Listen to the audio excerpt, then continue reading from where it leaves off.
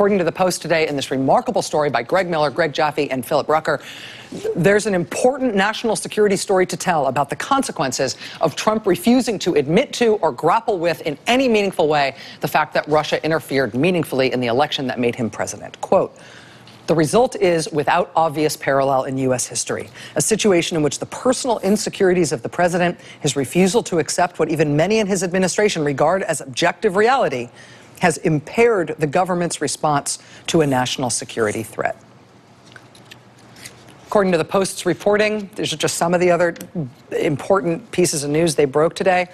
According to the Post today, the president's daily intelligence brief is structured by his briefers to avoid upsetting him with any information he might not like to hear about Russia. And I have to say, this is a piece of reporting that raises troubling concerns about whether or not the president actually reads, whether he reads his intelligence briefings. Quote, "A former senior intelligence official familiar with the matter says Russia-related intelligence that might draw Trump's ire is in some cases included only in the written assessment and not raised orally." Well, because then you can be sure he won't see it because it's written? The Post also, in this new piece today, describes an extraordinary, what they call an extraordinary CIA stream of intelligence that had captured Putin's specific instructions on the operation to attack our election last year. This stream of post-election intelligence about Putin apparently has given the intelligence community information that Putin believes the operation to go after our election last year was, quote, "more than worth the effort." That would suggest that Russia will keep trying to do more of it. But the Post also reports that Trump has never convened a cabinet-level meeting on Russian interference or what to do about it.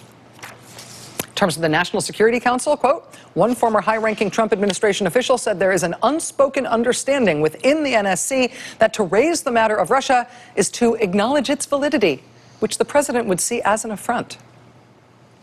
After the new National Security Advisor, H.R. McMaster, brought in a legit Russia expert to helm that part of the National Security Council, Fiona Hill, Trump demeaned and insulted her in a way that is almost hard to believe, even for what we know about this president and his White House. Quote, "In one of her first encounters with the president, an Oval Office meeting in preparation for a call with Putin on Syria, Trump appeared to mistake Fiona Hill for a member of the clerical staff, handing her a memo he had marked up and instructing her to rewrite it.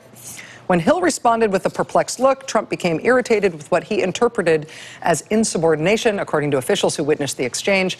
As she walked away in confusion, Trump exploded and motioned for McMaster to intervene. McMaster then followed Fiona Hill out the door and scolded her." Fiona Hill is the Russia expert on the National Security Council, a legit Russia expert who was brought into the National Security Council post the Flynn and Bannon debacle.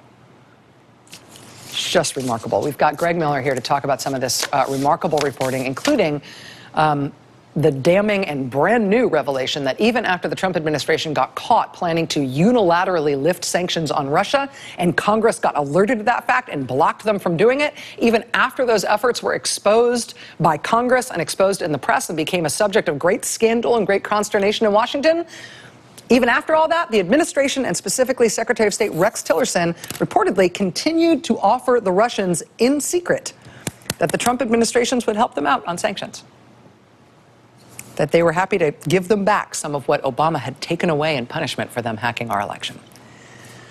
Just remarkable, remarkable reporting today from the Washington Post. Greg Miller joins us next.